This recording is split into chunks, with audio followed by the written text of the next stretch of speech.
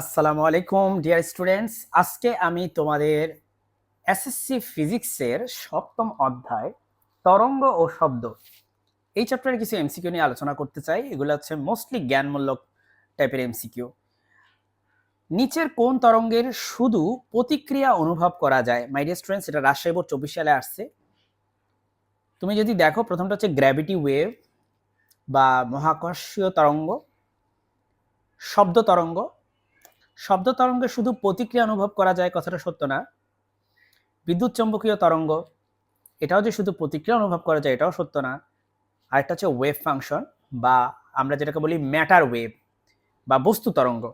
শুধুমাত্র বস্তু তরঙ্গের ক্ষেত্রেই শুধু প্রতিক্রিয়া অনুভব করা যায়। এটাই হচ্ছে এই কোশ্চেনের উত্তর 4। ঠিক আছে, চলো আমরা নেক্সট কোশ্চেনে চলে যাই। কুমিল্লা বোর্ড 16 সালে আসা একটা কোয়েশ্চেন, তরঙ্গ এক স্থান থেকে অন্য স্থানে কি সঞ্চালন করে? খুবই সহজ, সেটা হচ্ছে শক্তি সঞ্চালন করে। দ্রুতি, গতি, ক্ষমতা এগুলো উত্তর না, উত্তর হচ্ছে শক্তি সঞ্চালন করে। তরঙ্গ এক স্থান থেকে অন্য স্থানে কি সঞ্চালন করে? এই কোশ্চেনটা এতটাই কমন যে আমি বিশ্বাস করি তুমি তোমার স্কুলের কোনো না কোনো পরীক্ষায় 9 10 একবার না একবার পাবাই এটা। ঠিক আছে, চলো তারপর নেক্সট কোশ্চেন, অনুদৈর্ঘ্য তরঙ্গ কম্পনের দিকের সাথে কিভাবে অগ্রসর হয়? খেয়াল করো মাই ডিয়ার স্টুডেন্টস, যখনই অনুদৈর্ঘ্য থাকবে, অনুদৈর্ঘ্য, তখন তুমি বুঝবা এটা হচ্ছে সমান্তরাল ভাবে থাকবে। ঠিক আছে, কিন্তু যদি বলে অনুপ্রস্থ, তখন তুমি দেখবে সেটা হচ্ছে লম্ব ভাবে থাকবে। অনুপ্রস্থের ক্ষেত্রে উত্তর হইতো লম্ব। আমি আবারও বলি, অনুদৈর্ঘ্য তরঙ্গের ক্ষেত্রে হচ্ছে সমান্তরাল, অনুপ্রস্থ তরঙ্গের ক্ষেত্রে হইতো হচ্ছে লম্ব ভাবে। তো অনুদৈর্ঘ্য তরঙ্গের উদাহরণ কি? যেমন শব্দ তরঙ্গ, এটা হচ্ছে অনুদৈর্ঘ্য তরঙ্গের উদাহরণ। আর অনুপ্রস্থ তরঙ্গের উদাহরণ হচ্ছে যেমন তুমি যদি ওয়াটার ওয়েভ চিন্তা করো সেটা, বা তুমি যদি একটা তারের মধ্যে যেই লেসে তারের মধ্যে যদি এরকম উপর নিচে আপ ডাউন করতে থাকো, তাহলে সেখানেও যে তরঙ্গ তৈরি হবে একটা তার বা একটা স্ট্রিং এ, সেটা হচ্ছে অনুপ্রস্থ তরঙ্গ। ঠিক আছে, তো এই কোয়েশ্চেনগুলো তুমি আমাকে বলতে পারো যেগুলো কেন আমি বোর্ডে গিয়ে পড়াচ্ছি না। আমি কিন্তু অন্যান্য ম্যাথ ঠিকই বোর্ডে গিয়ে পড়াচ্ছি, কারণ হচ্ছে এগুলো সব জ্ঞানমূলক প্রশ্ন, তাই আমি চাচ্ছি যে তোমাদের গাইড থেকে বা বই থেকে ডিরেক্ট আলোচনা করে ফেলতে। আর যেগুলো হচ্ছে ম্যাথমেটিক্যাল প্রবলেম বা একটু থটফুল প্রবলেম, সেগুলো আমি হচ্ছে তোমরা দেখতেছো যে আমি কিন্তু সেগুলো যাই ঠিকই বোর্ডে পড়াচ্ছি।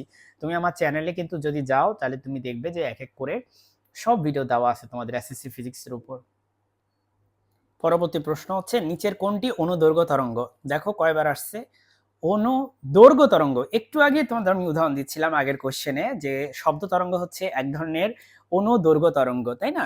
বেতার তরঙ্গকে তুমি অনুদৈর্ঘ্য বলবা না, এটাকে বলবা অনুপ্রস্থ। পানির তরঙ্গ অনুপ্রস্থ, আলোর তরঙ্গ এগুলো হচ্ছে অনুপ্রস্থ তরঙ্গ। অনুপ্রস্থ বা ইংলিশে আমরা বলি ট্রান্সভার্স ওয়েভ। হ্যাঁ, ইংলিশে এগুলোকে বলি আমরা ট্রান্সভার্স ওয়েভ। আর অনুদৈর্ঘ্যকে ইংলিশে আমরা বলি লঞ্জিটিউডিনাল ওয়েভ। লঞ্জিটিউডিনাল ওয়েভ, ওকে। তারপর দেখো, নিচের কোনটি অনুপ্রস্থ তরঙ্গ?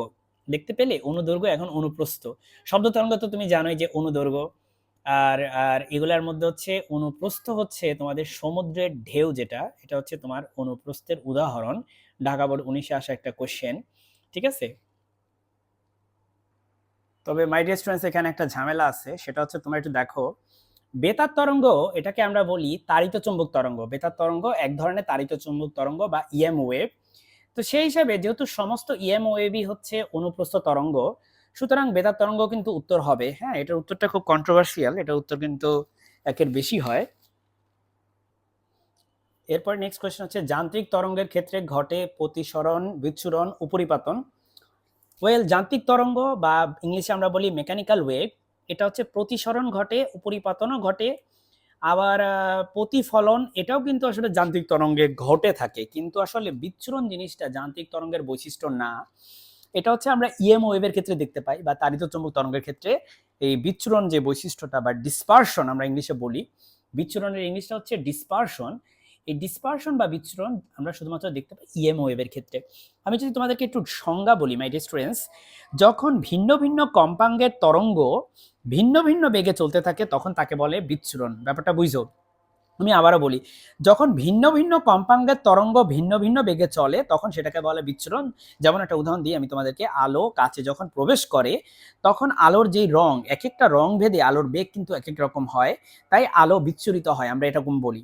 তার মানে ভিন্ন ভিন্ন কম্পাঙ্ক, মানে কম্পাঙ্ক আলাদা আলাদা, তাই আলোর বেগও আলাদা আলাদা। ঠিক আছে, আলোর বেগও আলাদা আলাদা, বা তুমি বলতে পারো যে ল্যামডা আলাদা আলাদা, তরঙ্গদৈর্ঘ্য আলাদা আলাদা, তাই আলোর বেগও আলাদা আলাদা।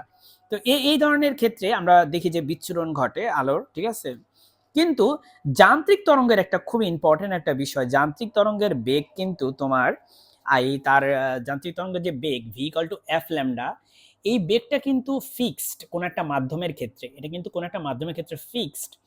এটা তোমার কম্পাঙ্কের মাধ্যমের ওখানে কম্পাঙ্ক চেঞ্জ হইলে বা ল্যামডা চেঞ্জ হইলে তার উপর কিন্তু এই ভি কিন্তু চেঞ্জ হয় না, ভি হচ্ছে ফিক্স থাকে।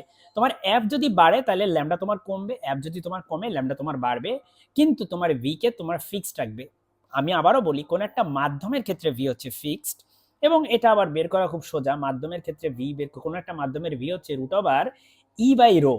ই হচ্ছে সেখানে হচ্ছে স্থিতিস্থাপক ধ্রুবক বা ইয়াংস মডুলাস বলতে পারো, ওই মাধ্যমের ইয়াংস মডুলাস, আর রো হচ্ছে আসলে মাধ্যমের ঘনত্ব বোঝায়, ঠিক আছে, মাধ্যমের ঘনত্ব বোঝায়। তো এখানে একটু খেয়াল করো, এখানে আমাদের এই যে এফ চেঞ্জ হলে যে ভি চেঞ্জ হয়ে যাবে এমন কোনো কথা নেই। যান্ত্রিক তরঙ্গের ক্ষেত্রে বেগ কম্পাঙ্কের উপর নির্ভরই করে না। কোনো একটা মাধ্যমের যান্ত্রিক তরঙ্গের ক্ষেত্রে যে বেগ, ওই মাধ্যমের যে বেগ সেটা তার কম্পাঙ্কের উপর ডিপেন্ড করে না।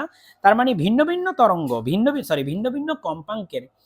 ভিন্ন কম্পাঙ্কের যত, তুমি ধরো যে একটা নির্দিষ্ট একটা মাধ্যমে তুমি বিভিন্ন কম্পাঙ্কের তরঙ্গ নিয়ে আসো, সবার বেগ একই হবে, কারো কিন্তু আলাদা হবে না। তাহলে একটু আগে আমি বললাম যে কম্পাঙ্ক আলাদা হলে বেগ যদি আলাদা হয়ে যায়, এই ধরনের ক্ষেত্রে বিচ্ছুরণ ঘটে। কিন্তু যান্ত্রিক তরঙ্গে যেটা দেখা যায় যে ভিন্ন ভিন্ন কম্পাঙ্ক কিন্তু সবার বেগ হচ্ছে একই মাধ্যমের ক্ষেত্রে সমান। তো এরকম যদি হয়ে থাকে তাহলে সেক্ষেত্রে তুমি বিচ্ছুরণ কিভাবে দেখতে পাবে, ঠিক আছে। তো এই জন্য আমরা বলি যে যান্ত্রিক তরঙ্গের ক্ষেত্রে আসলে বিচ্ছুরণ দেখা যায় না। এই ব্যাপারটা আশা করি কিছুটা হলেও তুমি আন্দাজ করতে পারতেছো কেন। চলো পরের কোশ্চেনে চলে যাই। সূর্যের আলোর ক্ষেত্রে এটি একটি তাড়িত চুম্বক তরঙ্গ। উত্তর হচ্ছে ইয়েস, এটা একটা তাড়িত চুম্বক তরঙ্গ, বা ইংলিশে আমরা বলি ইলেকট্রোম্যাগনেটিক ওয়েভ, বা ছোট সংক্ষেপে আমরা বলি ইএম ওয়েভ। হ্যাঁ, ইলেকট্রোম্যাগনেটিক ওয়েভ কেন? কারণ সূর্যের আলো আসলে ইলেকট্রিক ফিল্ড আর হচ্ছে ম্যাগনেটিক ফিল্ড, এই দুইটা ইলেকট্রিক ফিল্ড এবং ম্যাগনেটিক ফিল্ডের অসিলেশনের ফলাফল, ঠিক আছে, অসিলেশনের ফলাফল। এবং ইলেকট্রিক ফিল্ড এবং ম্যাগনেটিক ফিল্ড পরস্পরের সাথে 90 ডিগ্রি কোণে অসিলেট করতে থাকে। এটি এক ধরনের অনুপ্রস্থ তরঙ্গ, ইয়াস, এটা এক ধরনের অনুপ্রস্থ তরঙ্গ। সূর্যের আলো এক ধরনের তাড়িত চুম্বক তরঙ্গ, আর আমি আজকে অনেকবার বলতেছি যে ইএম ওয়েভ বা তাড়িত চুম্বক তরঙ্গ সবসময় অনুপ্রস্থ তরঙ্গ, ঠিক আছে। কম্পাঙ্ক বেশি হলে বেগও বেশি হয়। আচ্ছা, এই ব্যাপারটি একটু বুঝতে হবে যে আলোর যে বেগ, সেই বেগ এখানে আসলে কম্পাঙ্ক চেঞ্জ হয়ে গেলে বেগও চেঞ্জ হয়ে যাবে এমন না, কম্পাঙ্ক চেঞ্জ হলে আসলে ল্যামডা চেঞ্জ হয়ে যায়। হ্যাঁ, সেক্ষেত্রে তোমার আলোর যে বেগ কোন একটা মাধ্যমে সেটা হচ্ছে ফিক্স থাকে। সো ডিয়ার স্টুডেন্টস, আজকের ভিডিওটা আমি এই পর্যন্তই রাখতে যাচ্ছি। আশা করি তোমার কিছুটা হলে উপকারে আসবে আজকের ভিডিওটা। পরের ভিডিও দেখার আমন্ত্রণ রইল। তুমি আমার চ্যানেলটি সাবস্ক্রাইব করে রাখবে যেন তুমি পরবর্তী ভিডিওগুলো পেয়ে যাও। আমি কিন্তু তোমাদের SSC physics, chemistry, math, higher math এই সাবজেক্টগুলো ধারাবাহিকভাবে ভিডিও দিয়ে যাচ্ছি। চ্যানেলটি সাবস্ক্রাইব করে রাখলে আশা করি তুমি উপকৃত হবে। আসসালামু আলাইকুম।